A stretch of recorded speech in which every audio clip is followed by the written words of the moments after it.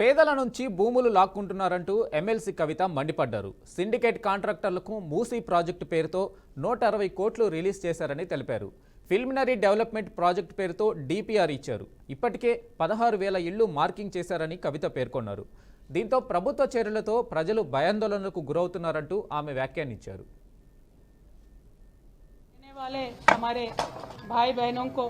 भाई बहनों से मैं गुजारिश करती हूँ, तेलंगाना में जो कांग्रेस सरकार है मूसी के हलके में तकरीबन 16,000 लोगों के घरों पे मार्किंग किया है। उनको हटाने के लिए वो साजिश कर रहे हैं। हम गवर्नमेंट से आज यही डिमांड कर रहे हैं, आप यहाँ मूसी के हलके में गरीबों को हटा के ये सारा लैंड वर्ल्ड बैंक को दे रहे हो और उसके पास से पैसे आप लेके आ रहे हो। मूसी के हलके में जो रियल एस्टेट डेवलपमेंट प्रोजेक्ट होने वाला है उसमें मूसी के आसपास रहने वाले गरीबों को क्या मदद मिलेगी सरकार को बताने की जरूरत है। और सरकार वर्ल्ड बैंक को सितंबर में बता चुकी है कि यहाँ का डिटेल प्रोजेक्ट रिपोर्ट बन गया है और अक्टूबर में उन्होंने कहा है कि हमने एक नया एजेंसी हायर किया है, लेकिन दिसंबर में असेंबली में आके झूठ बोल रही है कि हमने डिटेल प्रोजेक्ट रिपोर्ट बनाया नहीं है। तो हर तरीके से गरीबों के साथ, तेलंगाना के आवाम के साथ झूठ जो बोला जा रहा है उसको हम आज सवाल कर रहे हैं, उस पे आज हम सवाल उठा रहे हैं। तो जनता को सोचने की जरूरत है, इस सरकार को सवाल करने की जरूरत है। मूसी के हलके में रहने वाले हमारे भाई बहनों से मैं गुजारिश करती हूँ, तेलंगाना में जो कांग्रेस सरकार है मूसी के हलके में तकरीबन 16,000 लोगों के घरों पे मार्किंग किया है। उनको हटाने के लिए वो साजिश कर रहे हैं। हम गवर्नमेंट से आज यही डिमांड कर रहे हैं, आप यहाँ मूसी के हलके में गरीबों को हटा के ये सारा लैंड वर्ल्ड बैंक को दे रहे हो और उसके पास से पैसे आप लेके आ रहे हो। मूसी के हलके में जो रियल एस्टेट डेवलपमेंट प्रोजेक्ट होने वाला है उसमें मूसी के आसपास रहने वाले गरीबों को क्या मदद मिलेगी सरकार को बताने की जरूरत है। और सरकार वर्ल्ड बैंक को सितंबर में बता चुकी है कि यहाँ का डिटेल प्रोजेक्ट रिपोर्ट बन गया है और अक्टूबर में उन्होंने कहा है कि हमने एक नया एजेंसी हायर किया है, लेकिन दिसंबर में असेंबली में आके झूठ बोल रही है कि हमने डिटेल प्रोजेक्ट रिपोर्ट बनाया नहीं है।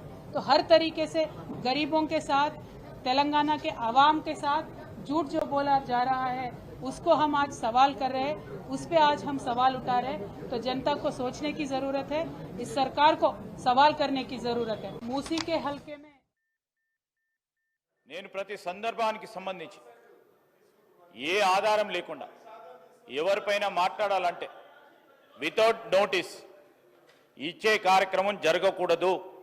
ఈ రూల్స్ మేం కాదు ఫ్రేమ్ చేసింది, ఈ రూల్స్ ఫ్రేమ్ చేసింది 2014లో తెలంగాణ రాష్ట్రం ఏర్పడ్డ తర్వాత వారే ఇక్కడ కూర్చొని ఫ్రేమ్ చేసింది. అధ్యక్ష, ఏ విధంగానైతే వారు డ్రెస్ వేసుకొని వస్తూ ఉన్నారో ఇక్కడ కూర్చున్నప్పుడు ఒక వేషాలు, అక్కడ కూర్చున్నప్పుడు అక్కడ వేషాలు. ఏంది అధ్యక్ష ఇది? ఏంది అధ్యక్ష ఇది? ఏంది సార్ అధ్యక్ష ఇది? నిన్న అయ్యప్ప స్వామి డ్రెస్సులు వేసుకొని వచ్చిండ్రు, చాలా గౌరవంగా భక్తి హృదయంతో ఉంటారు అనుకున్నాము. మళ్ళా మధ్యాహ్నం చూస్తే అదే లొల్లి, అదే గడబడు. ఈరోజు ఆటో సోదరులకు సంబంధించిన డ్రెస్ వేసుకొచ్చిండ్రు, చాలా సంతోషం. వారి సమస్యలను గుర్తించిందని అనుకుంటా ఉన్నాం. వారు ఇక్కడ కూర్చున్నప్పుడు ఏం చేసిండ్రు అధ్యక్ష? ఆటోకు సంబంధించిన వారి ఆటో రిక్షాలకు సంబంధించిన ట్యాక్సులు పెంచారు, వారికి కొత్త పర్మిషన్లు ఇవ్వలేదు, కొత్త ఆటోలు నిలుపుకోవడానికి రాలేదు. ఈరోజు ఇక్కడ కూర్చున్నప్పుడు ఒకటి, అక్కడ పోయినప్పుడు ఆటోలను కూడా మోసం చేసే ప్రయత్నం చేస్తూ ఉన్నారు. అధ్యక్ష, దయచేసి నేను మీ ద్వారా కోరుతా ఉన్నాను, they have every right to wear. I'm not telling, I'm not disputing it అధ్యక్ష, they are every right to wear. But stand అనేది క్లారిటీగా ఇక్కడ ఉన్నప్పుడు కానీ అక్కడ ఉన్నప్పుడు కానీ ఒక రీతిగా ఉంటే ప్రజలు కూడా విశ్వసిస్తారు.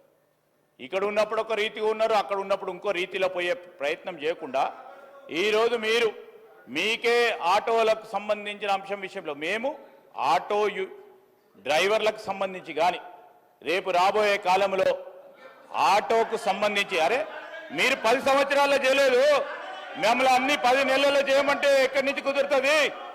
ఈరోజు మీరు ఆర్థిక వ్యవస్థను అస్తవ్యస్తం చేసి ఇక చేయండి అంటే ఎక్కడి నుంచి చేస్తారు? మేము గాడిలో పెట్టే ప్రయత్నం చేస్తాము, ఖచ్చితంగా చేస్తాం.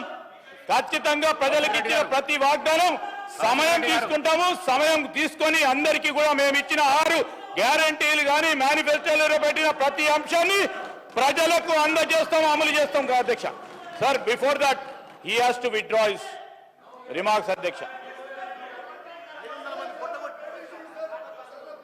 కేపీ వివేకానంద గారు నిన్ననే సీనియర్ శాసనసభ్యులు శ్రీ హరీష్ రావు గారు వచ్చి ఈ 320 విషయంలో పట్ల వారు ఒక అప్లికేషన్ కూడా ఇవ్వడం జరిగింది. వారు చెప్పిన ప్రకారం మేము దాంట్లోకి వెళ్ళి వాటిని తొలగిస్తున్నాం. మీరు కూడా ఈ విధంగా మాట్లాడడం భావ్యం కాదు.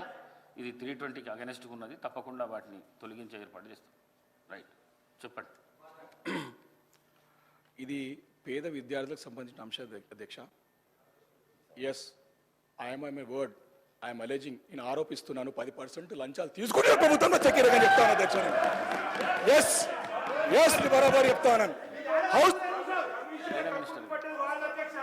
సార్, ఈరోజు ఇప్పటికి కూడా గౌరవ సభ్యుడు ఆ విధంగా మాట్లాడటం సరికాదు. ఇప్పుడు వాటి గురించి చర్చ పెట్టమని చెప్పండి అధ్యక్ష. 10 సంవత్సరాల కాలం పాటు ఎవరు ఏ విధంగా కమిషన్లు తీసుకున్నారు, ఏ సందర్భంలో తీసుకున్నారు, ఎక్కడ ఏ విధంగా తీసుకున్నారు, ఏ విధంగా నడిచింది, ఖచ్చితంగా కూడా చర్చ చేద్దాం. తీసుకోకుండా తీసుకోలేదు. ఈరోజు ఒట్టిగానే బట్టగాల్చి నెత్తిపై మా మీద వేద్దామనే కార్యక్రమం చేసి ప్రజలను పక్కదారి. ఇప్పుడు వారు అడుగుతా ఉన్నది ఓవర్సీస్ స్కాలర్షిప్ గురించి. వారి దగ్గర సమాచారం లేదు. ఈ విధంగా మాట్లాడితే మళ్ళా సభ దృష్టిని మళ్లించాలనే ప్రయత్నం. కానీ మీరు ఓవర్సీస్ స్కాలర్షిప్ సంబంధించి మా సహచర మంత్రివర్గ సోదరిమని చెప్పింది. ఓవర్సీస్ స్కాలర్షిప్ కు సంబంధించి ఎక్కడ ఆపలేదు. ప్రాసెస్ లో ఉంది అని చెప్పడం జరిగింది. ప్రాసెస్ లో ఉంది అంటే జరుగుతాయి. ఎక్కడ కూడా ఏ స్కాలర్షిప్ ఆపలేదని చెప్తా ఉంటే దాన్ని ముందుకు తీసుకెళ్లే దాంతో సమాచారం పూర్తి స్థాయిలో లేకుండా ఇష్టారాజ్యంగా డిఫమేటరీ స్టేట్మెంట్స్ చేయడం ప్రభుత్వం పైన సరికాదు. Sir, you have to take it very seriously. Sir, if put a discussion on it. Let's discuss, sir, Daksha. We are here. We will put everything before the house. Definitely. ఏదో ఇష్టరాజ్యంగా అడ్డగోలుగా మాట్లాడితే ఎట్లా అధ్యక్ష?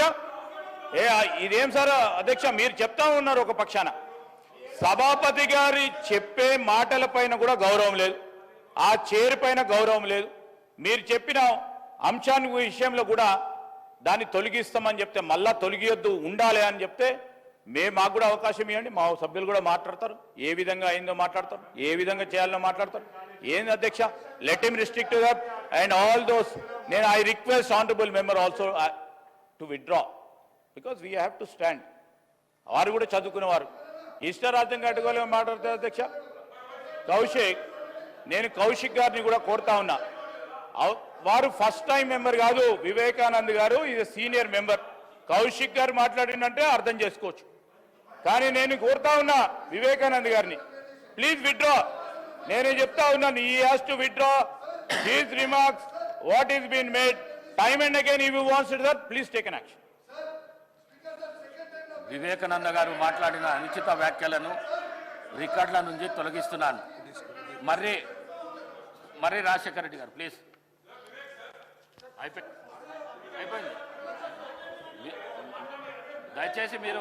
దయచేసి మీరు ఒకళ్ళతో వలకకుండి మాట్లాడండి. అయిపోయింది మాట్లాడండి. మర్రి రాజశేఖర రెడ్డి గారు మీ సభ్యుడు కాదా? రాజశేఖర రెడ్డి గారు మీ సభ్యుడు కాదా? అయిపోయింది. క్వశ్చన్ అయిపోయింది. ఆన్సర్ కూడా ఇవ్వడం జరిగింది. ప్లీజ్ కేటీఆర్ గారు, మీరు ఎందుకు సభాసభను వృధా చేస్తున్నారు? కేటీఆర్ గారు దయచేసి చేయకండి. ఒక ఎల్ఏ మినిస్టరు, ఒక సీనియర్ శాసనసభ్యులు ఈ విధంగా చేసుడు మీకు భావ్యం అనిపిస్తుందా? దయచేసి కూర్చోండి ప్లీజ్. అయిపోయింది. మీరు వకాల్తా చేయవలసిన అవసరం లేదు. అయిపోయింది. మరి రాజశేఖర రెడ్డి గారు లేవండి.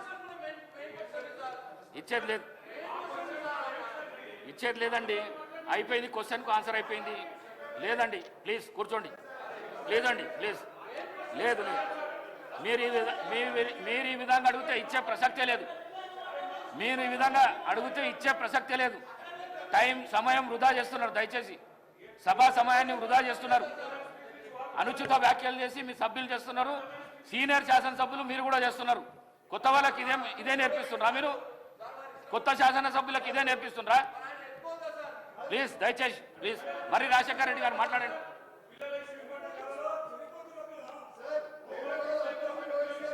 కౌశిక్ రెడ్డి గారు మీరు మాట్లాడితే నేను సస్పెండ్ చేస్తా మిమ్మల్ని. నేను చెప్తున్నా చూడు, సభ నుంచి సస్పెండ్ చేసి పడేస్తా. మీరు కూర్చోండి ప్లీజ్. కూర్చో, నువ్వు కూర్చో, నువ్వు కూర్చో, కూర్చో, నువ్వు కూర్చో.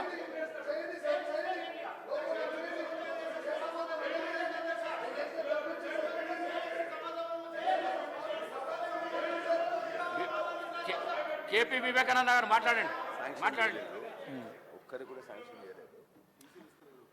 అధ్యక్ష, ఇది బాధ ఏంటంటే స్టూడెంట్స్ ఇరుక్కుపోయినారు విదేశాల్లో పోయి ఇబ్బంది పడుతున్నారు అక్కడ. అది బర్నింగ్ ప్రాబ్లం అధ్యక్ష, అది సీరియస్. ఎందుకంటే ఇక్కడైతే ఆత్మహత్యలు చేసుకుంటూ నిన్ననే అక్బరుద్దీన్ గారు